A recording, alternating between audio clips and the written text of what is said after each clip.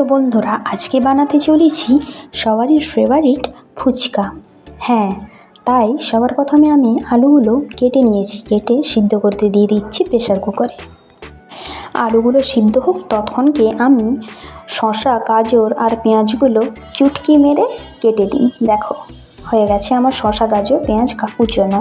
আর এই মশলাটা হচ্ছে জিরা আর লঙ্কাকে আমি খালি কড়াই ভেজে গুঁড়ো করে নিয়েছি। তারপর তেঁতুলটা ভিজিয়ে রেখেছিলাম, সেটাকে ভালো করে আমি পাল্পগুলটা বের করে নিচ্ছি।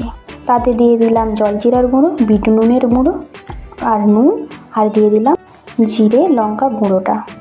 তারপর এখানে কড়াই বসিয়ে কড়াইয়ে তেল দিয়ে দিলাম। তারপর ফুচকাগুলোকে একে একে ভেজে নিচ্ছি। দেখো, আমি ভাবতেও পারিনি যে এগুলো এত সুন্দর করে গোল হয় বলে, সত্যি। আর হ্যাঁ, বাড়িতে আমি প্রথমবার ফুচকা বানাচ্ছি, সত্যি। এই দেখো, তোমাদের সাথে গল্প করতে করতে আমার এইদিকে আলু সিদ্ধ হয়ে গেছে। আমি ঝটপট করে আলুগুলো নামিয়ে নিই। আর হ্যাঁ, আলুগুলোর সাথে কাঁচা লঙ্কাও আমি সিদ্ধ করতে দিয়ে দিয়েছিলাম, এতে টেস্টটা ভালো হয়। তারপর সামান্য নুন দিয়ে মেখে নিয়েছি আলুগুলোকে ভালো করে খোসা ছাড়িয়ে নিয়ে।